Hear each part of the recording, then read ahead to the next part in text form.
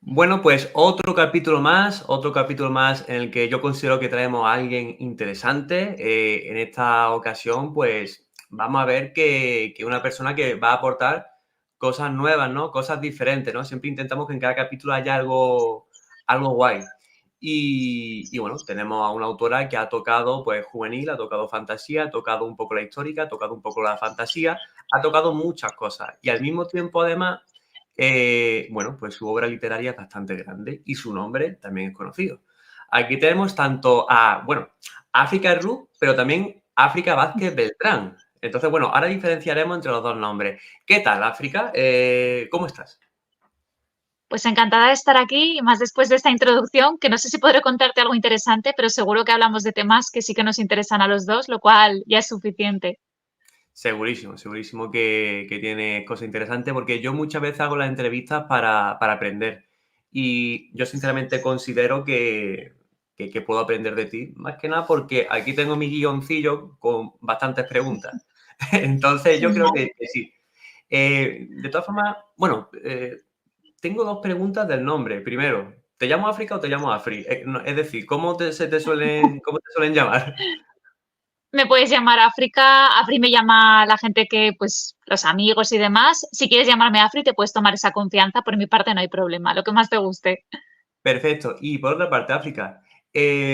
África Ruth y África Vázquez Beltrán. Es decir, ¿en qué se diferencian los dos?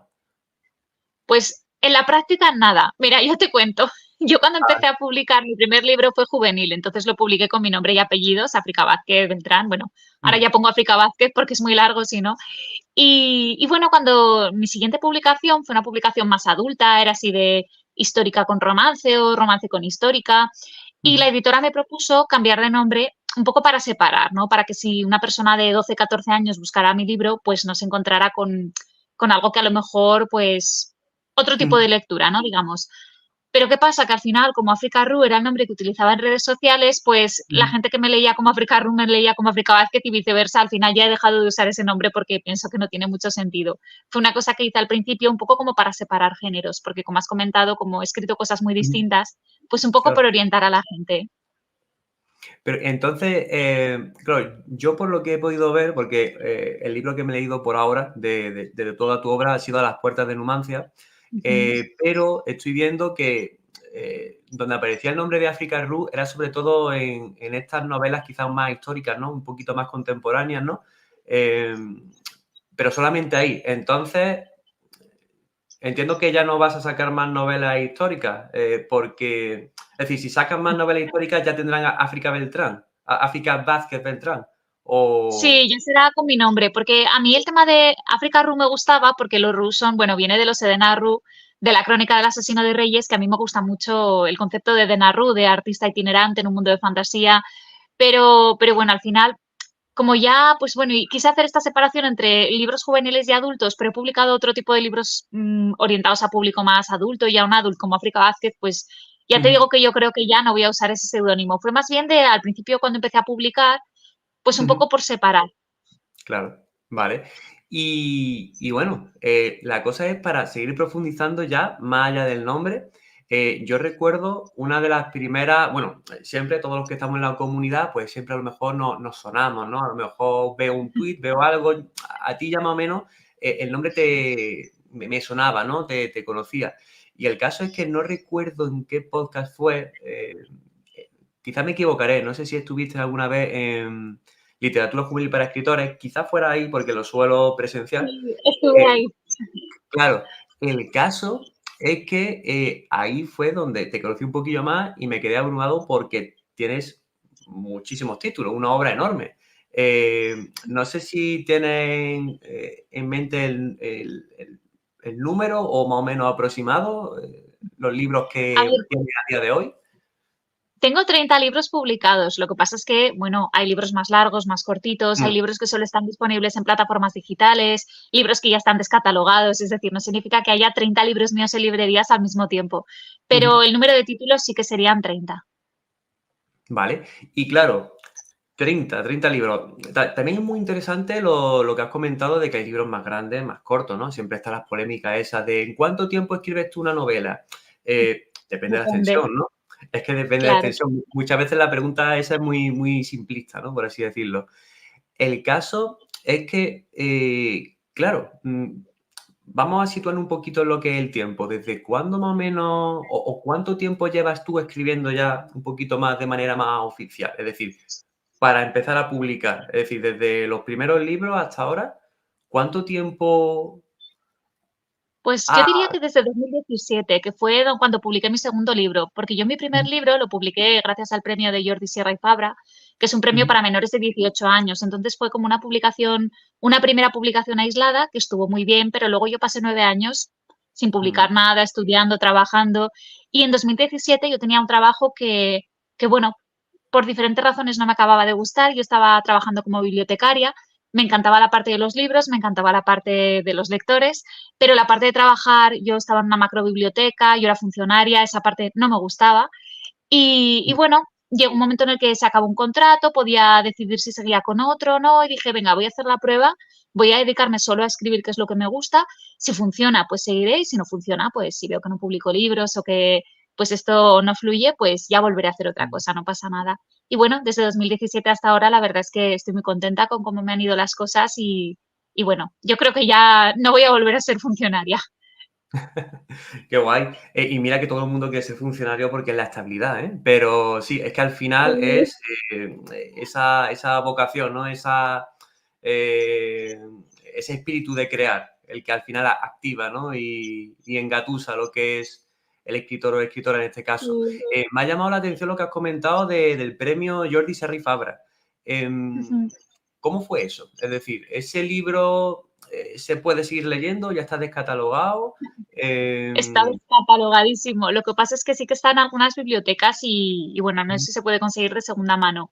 Fue un libro que yo escribí cuando estaba, bueno, ya a los 15, 16 años, era muy activa en el foro de Laura Gallego, que sigue siendo mi autora favorita oficial aquí en España.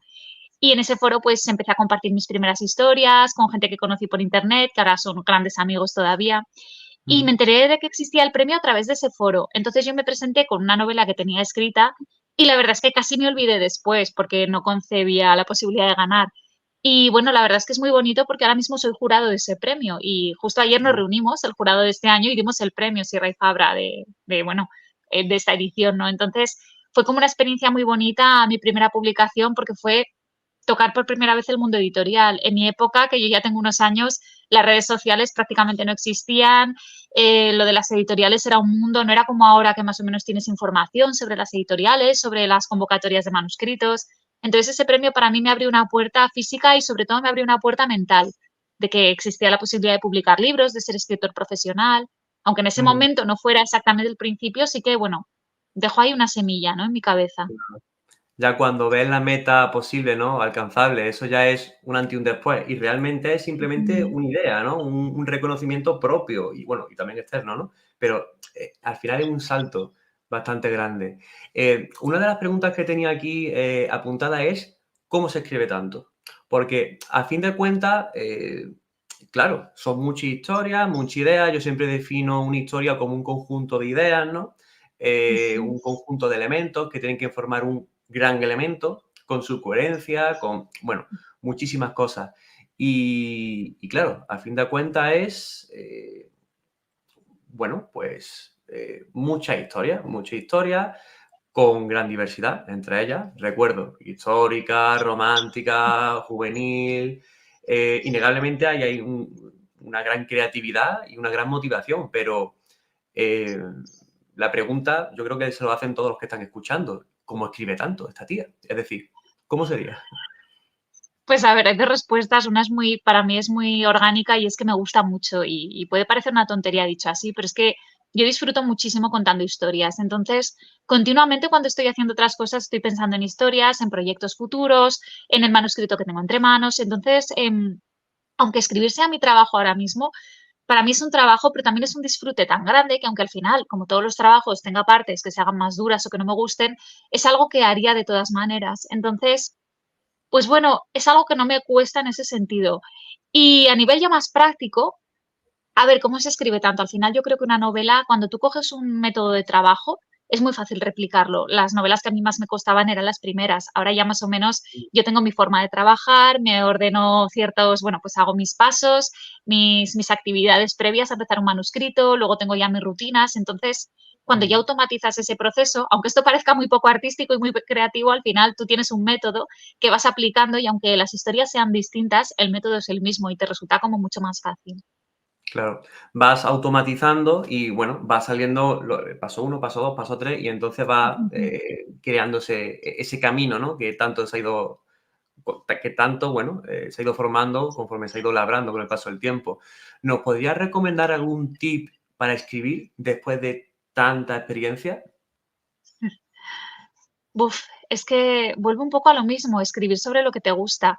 Yo creo que cuando algo te apasiona es mucho más fácil que te salga natural, que te salga orgánico. A mí me pasó, por ejemplo, yo he tocado muchos géneros, como comentabas, pero yo me descubrí a mí misma en la fantasía. La fantasía era lo que más me gustaba leer, lo que más me gustaba consumir, no en un sentido de mercado, sino en un sentido de exprimir. Cuando yo veo una historia de fantasía, no necesariamente en un libro, puede ser en un videojuego, en una serie, era el género que a mí me hacía sentir, pues, como más, no sé, me hacía vibrar. Y bueno, yo creo que cuando, tocas algo que te gusta realmente, que te toca la fibra, que disfrutas de verdad, luego es todo más fácil. Entonces, yo creo que al final es un poco huir de las modas, huir de lo que a lo mejor está buscando el mercado editorial en ese momento y centrarte en lo que te gusta. A mí me pasó además que cuando yo empecé a publicar, 2017, 2018, la fantasía no se llevaba tanto como ahora. Y para mí era un poco una espinita, ¿no? Porque, bueno, pues me animaban a escribir más distopía, que a lo mejor en ese momento se llevaba un poco, romántica y, jo, al final, bien, está bien, o sea, escribes cosas que son interesantes, pero cuando haces lo que verdaderamente te apasiona, yo creo que eso no tiene precio, eso es lo que hace que todo sea más fácil. Me acaba de surgir una pregunta, me parece muy interesante lo que estás comentando, que la respuesta yo no sé ni cómo va a ser, porque claro, em, ¿cómo encajar? Es decir, has dicho huir de las modas, ¿no? En cierto momento. ¿Cómo encajar en el mercado editorial si se huye de las modas? Es decir, porque realmente es algo de que siempre el conflicto interior de muchos escritores, ¿no? Quiero escribir sobre lo que quiero, pero lo que se lleva es esto. Voy a unir los dos. ¿Será posible? ¿No será posible? Es decir, ¿cómo encajar en el mercado si no sigues las modas? Bueno, a ver, igual lo he expresado de manera muy radical. Me refiero a que dentro del mercado, por suerte o por desgracia, es un mercado muy amplio. Hay cabida a casi todos los géneros. Sí que Ujú, pienso que es interesante, si te planteas publicar, saber más o menos lo que se lleva en cada género, ¿no? Por ejemplo, yo he observado que generalmente en romántica, a la lectora o al lector de romántica le gusta la novela muy larga. Entonces, a ujú, lo mejor, si lo que a ti te gusta escribir es novela corta romántica lo vas a tener un poquito más difícil para publicarla, ¿no? Este tipo de cosas sí que me parece interesante que se sepan porque te ujú, facilita la entrada al mercado editorial. Pero sí que pienso que a veces que, bueno, que es fácil dejarse llevar por, supongamos, están de moda las historias de vampiros, pues voy a escribir una. Bueno, pues no tienes por qué. O al revés, mm, el mercado está saturado de historias de vampiros. Ya, pero es que yo quiero escribir una. Bueno, pues que da igual que haya 100, que la 101 la vas mm. a escribir distinta, va a ser una historia diferente. Yo creo que al final es muy importante el no dejar ni que en un sentido ni que en otro te condicione el mercado, aunque, como Ujú. comentaba al principio, sí que está bien conocer un poquito los usos para poder meterte de una manera más fácil. Mm. Otra de las cosillas que tenía por aquí apuntadas. ¿Qué haces cuando tienes un momento a lo mejor más flaco, ¿no? Un momento a lo mejor más de pereza.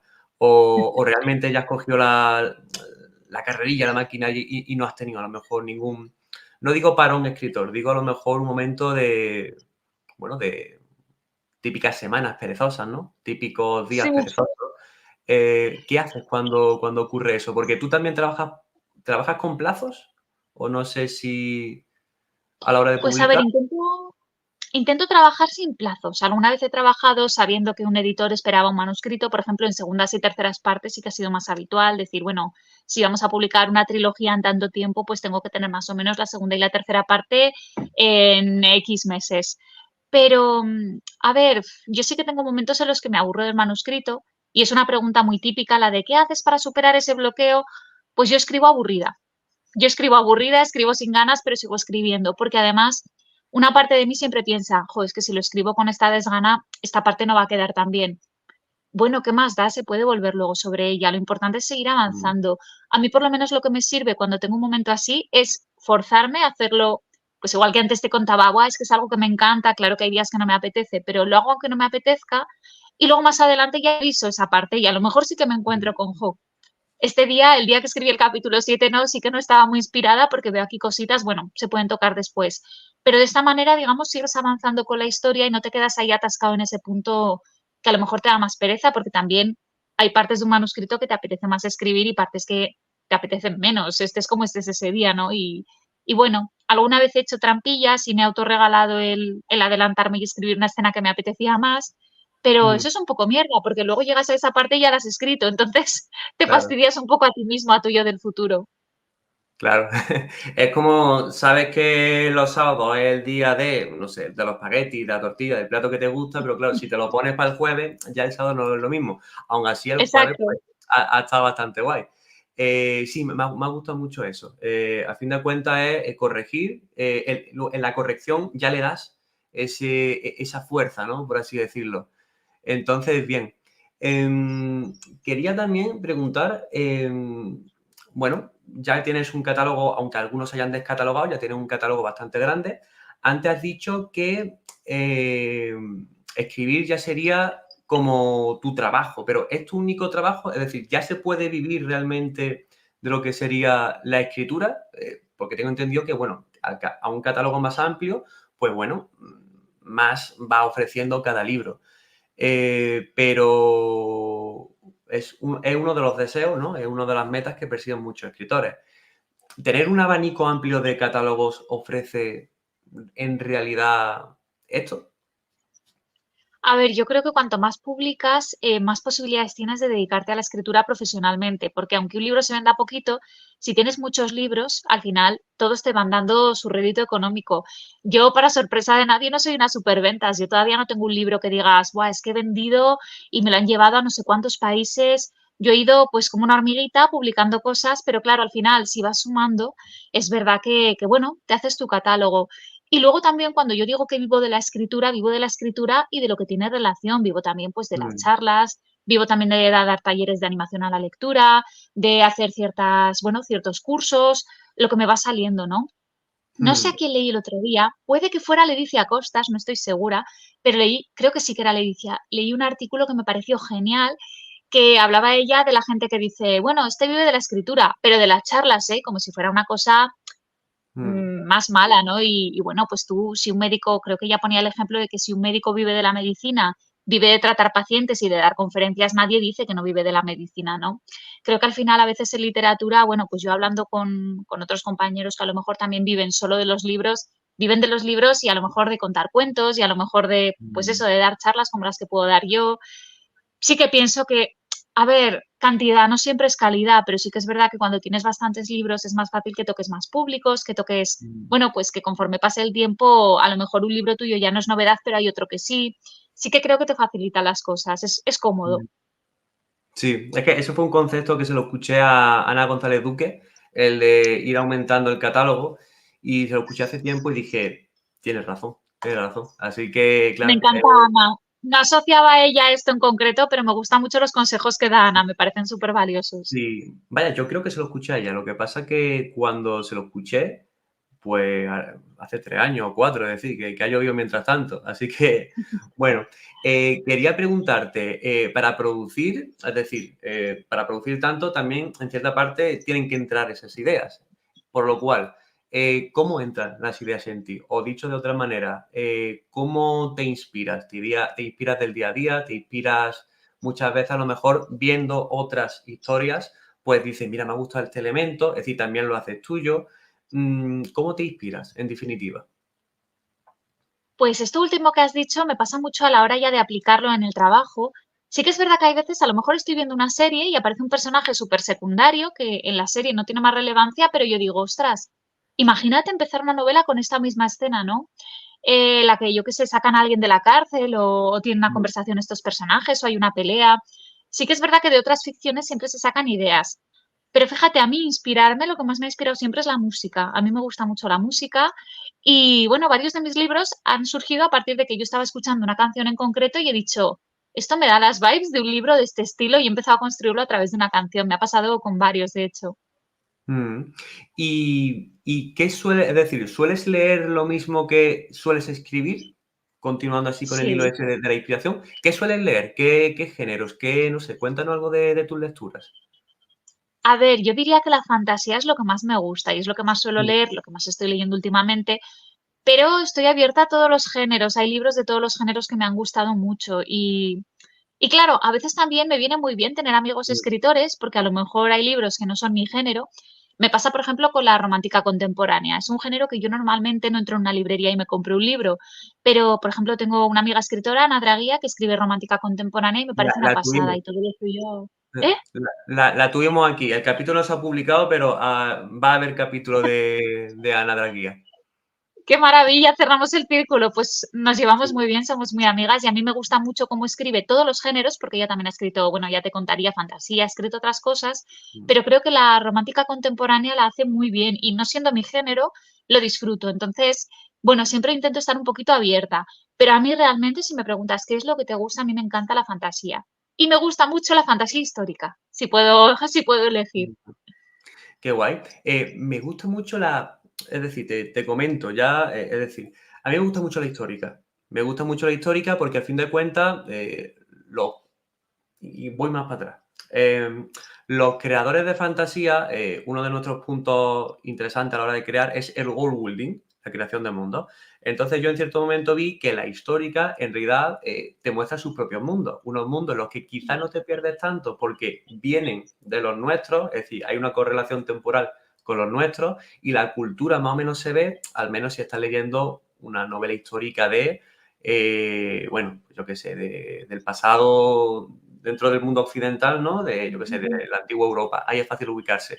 Hay otros world building, otras construcciones de mundo a lo mejor más lejanas, ya por Oriente, ¿no? Por Sí. eh, la época, a lo mejor por América antes de la colonización.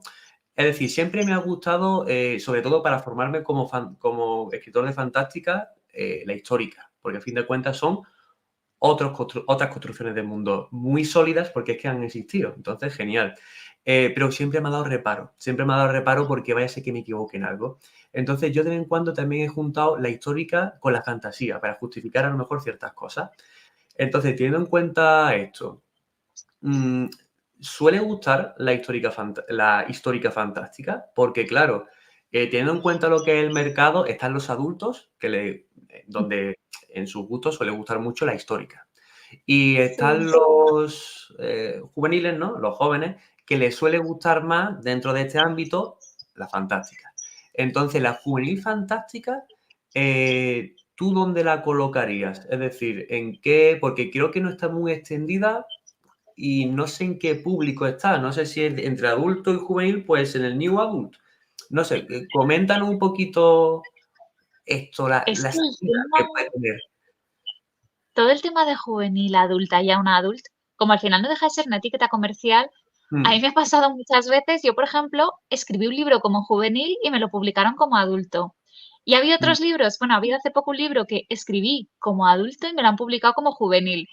Y claro, el primero me hacía gracia porque decía, bueno, yo lo escribí como juvenil, pero si se considera adulto, pues perfecto, estupendo. Y el otro dije, ay madre, me han puesto como juvenil un libro que tiene sexo, sangre, cabezas cortadas. ¿Qué va a pasar cuando lleguen los padres de los de 12, 14 años? Entonces ese, por ejemplo, yo siempre lo aconsejo para, vale, jóvenes, pero por favor de 16 para adelante, ¿no?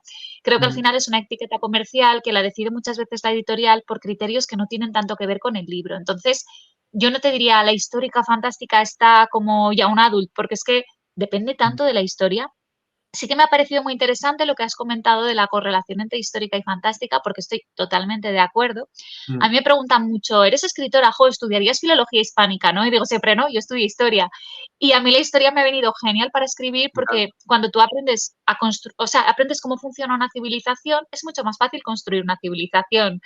Y a mí, mm, por ejemplo, en los world buildings de fantasía me chirría muchas veces la falta de coherencia en ciertos aspectos sociales, ¿no?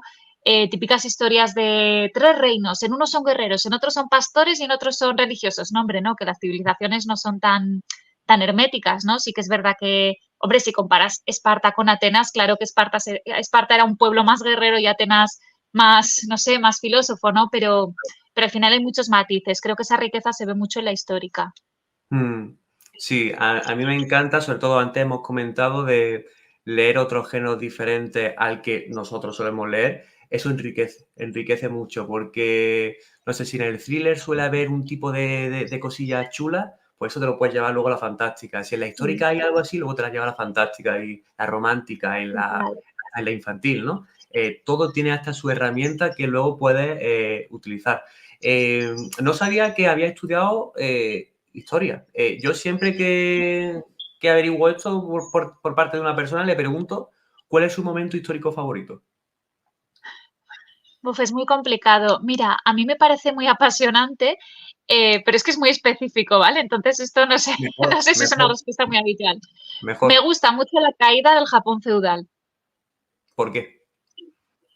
porque es un momento, me parece tan apasionante coger un país que ha permanecido durante siglos aislado en un feudalismo, además muy, muy, muy primitivo, y de repente abrirlo a Occidente y que inicie un proceso de occidentalización brutal, me parece muy Mm, interesante y creo que tiene puntos en común con otro tipo de procesos históricos. Por ejemplo, me gusta mucho a mí el tema de los Highlanders, porque he leído Outlander, no me escondo, no es por otra razón, no es por el tema histórico, es por el tema literario. ujú. Y yo, por ejemplo, cuando visualizo a los Highlanders defendiendo Escocia, lanzándose contra las ametralladoras inglesas, sabiendo que van a morir, me acuerdo muchísimo de la rebelión de Satsuma y de cuando los samuráis se lanzan contra las ametralladoras inglesas, por cierto, cuánto cunden los ingleses, y también sabiendo que van a morir, ¿no? Creo que hay algo muy romántico, visto con distancia, si no te pilla cerca, en la Ujú. caída de civilizaciones enteras, en cómo pues la modernidad muchas veces aplasta la tradición y al mismo tiempo hay gente pues que prefiere morir aferrada al mundo antiguo, ¿no? A ese mundo que se está perdiendo. Me parece que desde un punto de vista literario eso se puede explotar casi hasta el infinito. Qué guay, qué guay. Sí, a mí mucho suelto una pildorilla de estas que algunos de mis seguidores seguramente esperan. A mí me encanta One Piece y One Piece pues se inspira mucho de estas cosillas, ¿no? Y bueno, ya lleva 1000 y pico capítulos. Pero hay una saga en concreto que era una saga esperada, la saga de Wano, que era muy, bueno, era el territorio japonés, por así decirlo, ¿no? Hay a lo mejor una isla que es más española, hay otra isla, bueno, por la esta de Wano, pues hace esa crítica social en cierta parte, la que has comentado antes. Es una isla cerrada, cerrada al mundo. Y está esa disyuntiva de abrirla o no abrirla, porque como la abramos, quizás nos van a llover hostias. Entonces están en un asunto y bueno, mm, no diré al final si se abre o no, pero eso traerá sus consecuencias, por lo cual es que todo sirve para inspirar y estamos hablando de una mega historia en la que cada isla tiene su propio trasfondo y bueno, un mundo compuesto por trasfondos, es decir, muchos trasfondos, es una historia de meta trasfondos que forman pues, un gran trasfondo, así que bueno, tenía que soltar esa pildorilla. Eso está Eh, muy bien. Oye, te voy a devolverla a preguntar brevemente. ¿Cuál es tu periodo histórico favorito? pues a ver, yo estoy en esa fase en la que me gustaría conocer muchísimo más, pero desde el desconocimiento creo que me gusta mucho Al-Ándalus. Te voy a dar dos. Al-Ándalus. Porque yo, no, bueno, vivo en Málaga, me muevo un poquillo por Andalucía, entonces eso me da sentido, ¿no? Es decir, sentido a lo que hay a mi alrededor, conozco más lo que es nuestra cultura actual gracias a la pasada. Y es que no me acuerdo del nombre a veces. Tuvimos a una escritora que yo llamé equivocadamente Miriam Requena. Bueno, mientras lo busco, ella era historiadora y le encanta. Y el caso es que me comentó que George R. Martin, esa escena tan conocida, la de la boda roja, pues la sacó del imperio, bueno, de la época de los Omeya. Entonces, Miriam Mosquera me comentó esto. Entonces, chulísimo. Y claro, estamos hablando de, bueno, un poquito, bueno, diferentes culturas, ¿no? Ahí que puede haber una correlación. Y por otra parte, hay una época, hay un podcast que es muy concreto, quizás esto sea interesante comentarlo por aquí. Hay un podcast que se llama Memoria Sur, que es pues una rama del Periódico Sur de Málaga. Entonces, aquí hay pues una mujer, Ana González Brián, con un compañero suyo, que van pues charlando sobre un poquito la historia de Málaga. Entonces, lo que más conocen es la época de siglo XIX, siglo XX, y ahí hay dos grandes familias, los Heredia y los Larios. Entonces, bueno, hacen ahí cosillas, cambiaron Málaga, fue la gran época, o la primera gran época industrial de Málaga, y fueron grandes familias, se ramifican mucho, y ellos lo describen a veces como un juego de tronos, porque se casan unos con otros, tienen sus intenciones, luego hay otras pequeñas familias por ahí, así que bueno, en definitiva, Al-Ándalus y esa Málaga industrial del siglo XIX y XX. No sé Lo de si Al-Ándalus lo comparto, pero lo de la Málaga industrial no lo conocía y ahora me vas a hacer investigarlo. Me ha parecido muy interesante. ponte en iVoox, Memoria Sur y muchos capítulos, creo que llevarán ya 120 o así. Muchos capítulos pone Larios o Heredia, te hablan de esa familia. Son como las familias protagonistas, por así decirlo, ¿no? Las que más cortaron el bacalao, por así decirlo. Y bueno, fue una lucha de poderes, eran los dos peces gordos, pero habían otros medianos, otros chicos, habían cosillas. Y muy guay, de verdad, chulísimo. Mm. No sé Suena si, bien. sí, no sé si se escucha una cancioncilla, yo creo que algún vecino ha encendido el altavoz, que va, ¿no? Yo creo que no. No tengo vecinos, así que si ha encendido alguien el No, altavoz no, la aquí, mía, tenemos que preocuparnos. mis vecinos, hablo de mis vecinos. Vale, Yo creo. entonces yo no la escucho. Perfecto, pues bueno, continuamos un poquillo, quería hablar de A las puertas de Numancia y Sí. bueno, tú en el propio libro habías hablado un poquillo de cómo te habías documentado, que habías estado por la zona, que tú ya sabías que tú querías escribir una historia de ahí, no sé si llegaste a hablar con algún trabajador de que había por ahí, no sé si estaré liando cosas, pero bueno, sí, ¿verdad? Entonces, quería preguntarte, ¿cómo te documentaste para A las puertas de Numancia? Tú ya fuiste predispuesta a documentarte, por lo que tengo entendido, pero Sí. ¿cómo te documentaste una vez allí? Pues es que yo en la carrera había estado escuchando hablar un poco de la resistencia numantina, tenía un profesor que nos había hablado de los celtíberos y demás, y oía campanas, yo no era especialista en esa parte de la historia, pero me gustó, y entonces me empeñé en que quería ir al yacimiento de Numancia.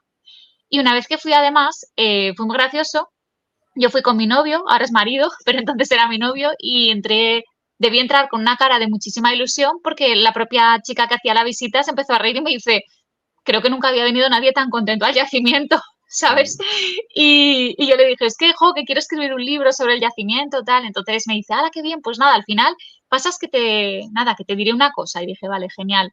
Y entonces ya pasamos con otra chica que también nos hizo una visita, bueno, me pareció una pasada ese yacimiento, yo recomiendo muchísimo visitarlo, la entrada vale súper poco, me parece que no es que sea un desconocido, porque hay mucha gente que es muy fan, ¿no? Pero que tampoco es un gran monumento que no es el Prado, ¿vale? Que hay gente que no sabe ni mm, que existe y me parece una visita que merece muchísimo la pena.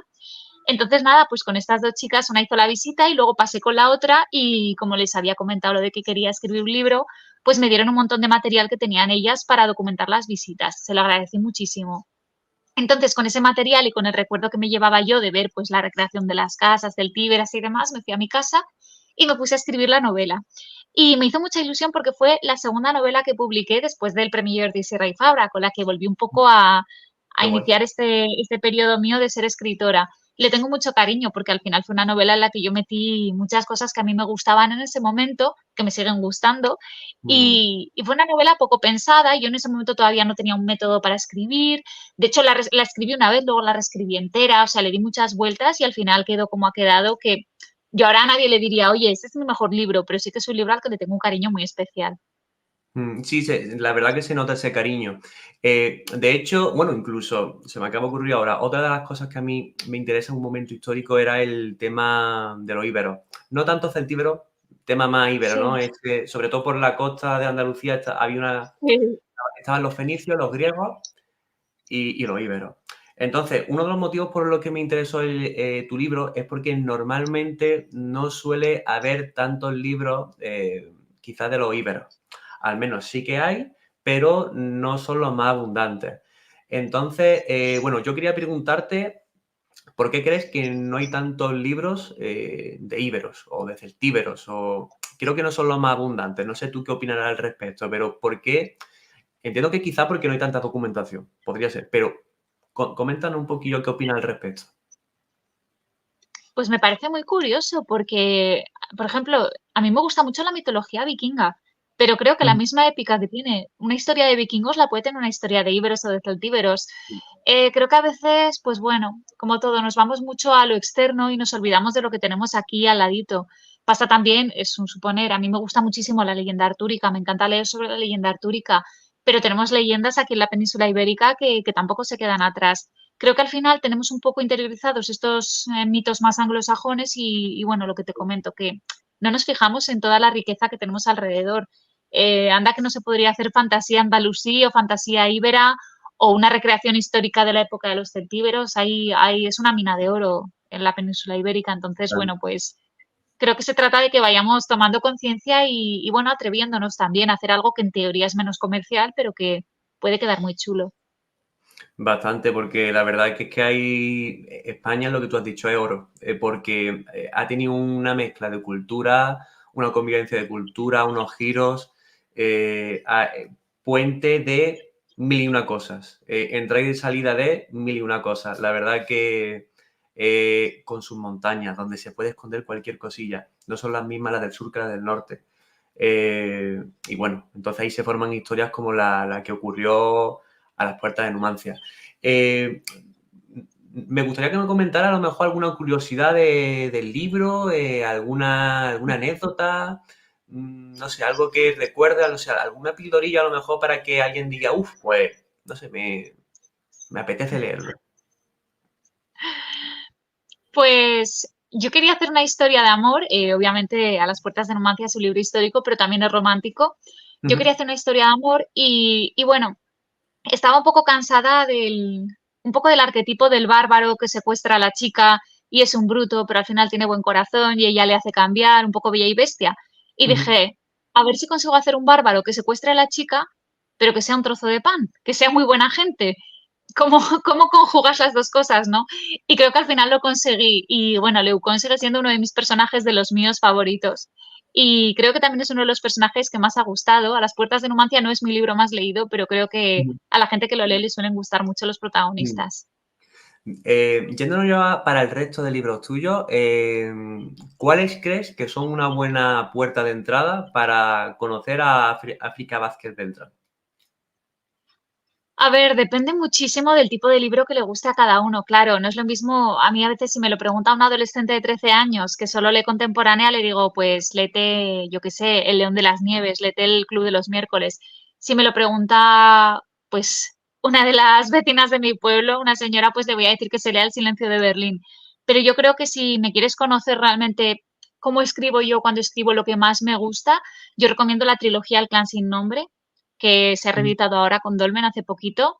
Recomiendo La estrella y el vacío, que lo saqué con TBR el año pasado, que es una aventura espacial, que tiene, es más ciencia ficción que fantasía, ¿no? Pero no es una ciencia ficción dura, por eso yo digo, está ahí un poco con la fantasía espacial, un poco Star Wars.